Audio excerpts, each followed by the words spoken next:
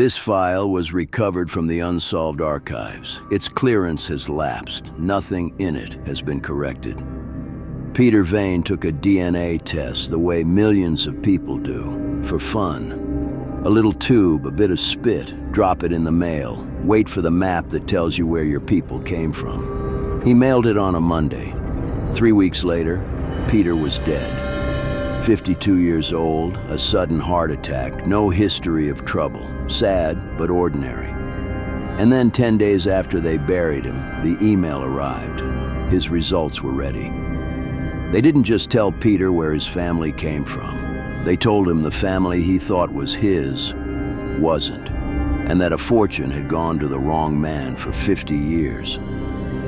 Accession UA-114. Division 2, Cognitive Crimes, the test results. This file is open. And Peter Vane, 52. A gentle, unremarkable man from a family that wasn't unremarkable at all. The Vanes had old money, a trust, a name, a big cold house, and it had all passed decades ago to Peter's older brother, the heir. Peter never minded. He didn't know there was anything to mind. Then a birthday gift, a DNA kit, put his spit in the mail. 3 weeks later, his heart stopped in his own kitchen. A tragedy, a coincidence, until you see what was already traveling back toward him through the post. First, the results, the ones Peter never got to read. Exhibit A, Peter's DNA results, opened by his widow after his death. The ancestry map was the least of it. The service matches you to relatives, and Peter's matches were wrong.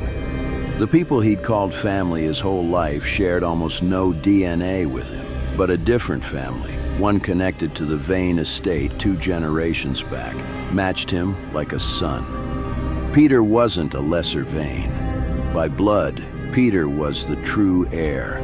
And the brother who'd held the fortune for 50 years wasn't a Vane at all. So this was never about ancestry. It was about a 50-year-old lie that one envelope was about to undo.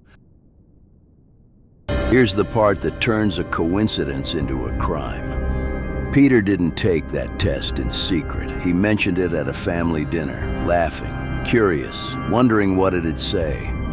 One person at that table went very quiet, because one person at that table knew exactly what it would say and exactly what it would cost him. Peter had 3 weeks between the spit and the grave, just long enough for someone to make sure the man asking the questions wasn't around to read the answers. And the heart attack won't quite hold. Peter was healthy, but a healthy heart can be stopped by the right thing, and the right thing barely shows. His medicine cabinet had been reorganized. A pill bottle didn't match its label. Whatever ended, Peter mimicked a cardiac event almost perfectly, the kind of almost that only fails if someone knows to look. Nobody looked. Why would they? He was just a gentleman who'd had a bad heart apparently and terrible timing. So who couldn't let the results come back? 3 people sit at the edge of Peter's grave.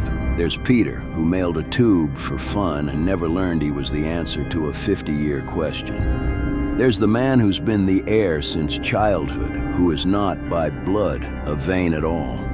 And there's the test itself, sitting in a server, indifferent and certain, ready to tell the truth to anyone who opened the email. The archive won't tell you what stopped Peter's heart. You've seen what the test knew, so who couldn't let it be read? The file is now in your hands. A DNA test taken for fun, announced at a dinner that would prove a 50-year-old fortune had gone to the wrong man. A healthy heart stopped 3 weeks later, just before the email arrived. A reorganized medicine cabinet nobody thought to test. The archive won't ask you what killed Peter Vane.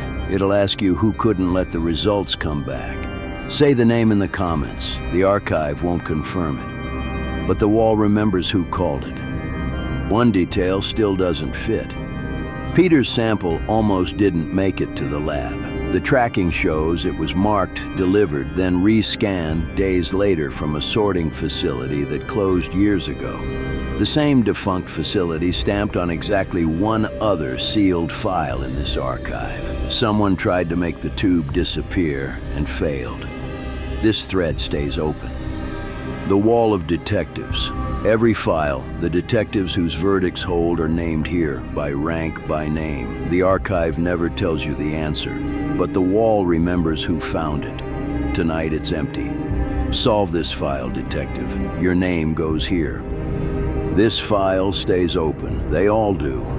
In 7 days, the names that called it right go up on the wall, and the verdict is pinned for the ones who stayed. The full-size case files never open on this channel. They're sealed, printable investigations, and the link is below. A new file every week. The archive stays open. So should you.